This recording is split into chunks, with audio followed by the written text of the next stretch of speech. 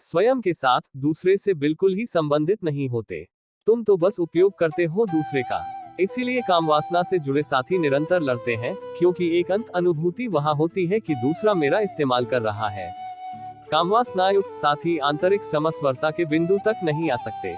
उन्हें फिर लड़ना होगा, क्योंकि स्त्री सोचती है कि पुरुष उसका उपयोग कर रहा है, और ठीक सोचती है वह।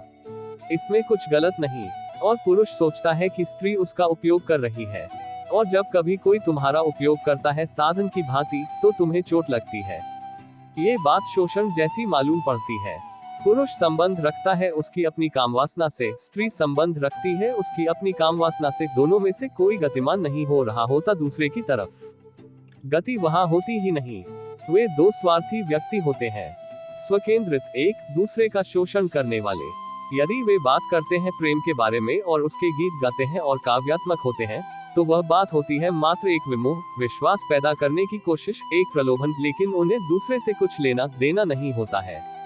एक बार जब पुरुष ने उपयोग कर लिया होता है स्त्री का, वह करवट बदल लेता है और सो जाता है। खत्म हो जाती है बात, चीज इस्तेमाल कर ली गई और फेंक दी गई।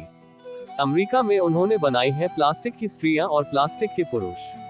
वे खूब संपूर्णता से काम करते हैं। प्लास्टिक की स्त्री, यदि तुम छुओ उसके स्तनों को, तो स्तन जीवंत हो जाते हैं, वे उत्तप्त हो जाते हैं।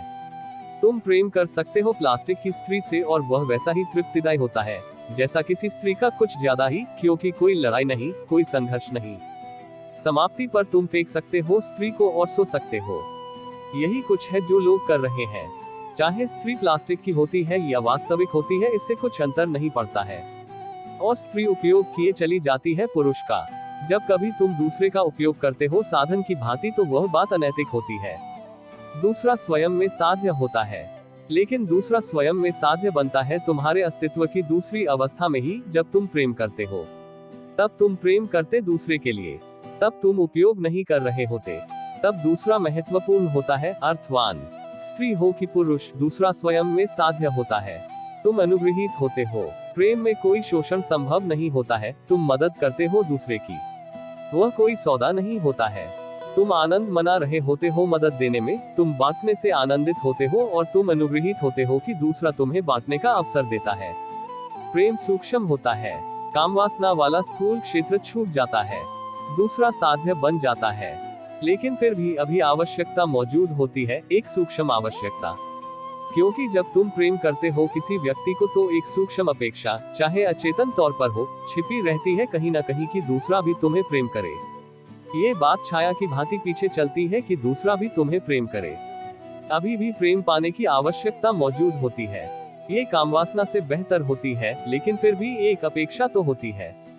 और वही अपेक्षा एक कर्कश सुर होगा प्रेम में, वह अभी परिशुद्ध न हुआ। करुणा प्रेम की उच्चतम गुणवत्ता होती है, उच्चतम शुद्धता। अब अपेक्षा भी नहीं रहती वहाँ। दूसरा साधन नहीं होता, दूसरा साध्य होता है। और अब तुम किसी चीज की अपेक्षा नहीं करते, तुम तो बस दे देते जो कुछ तुम दे सकते हो। अपेक्षा पूरी तरह जा चुकी होती है।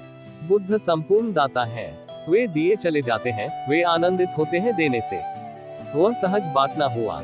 अब वह बन चुकी है करुणा, वही ऊर्जा और वही आवश्यकता अंतःसत्ता के विभिन्न धरातलों पर।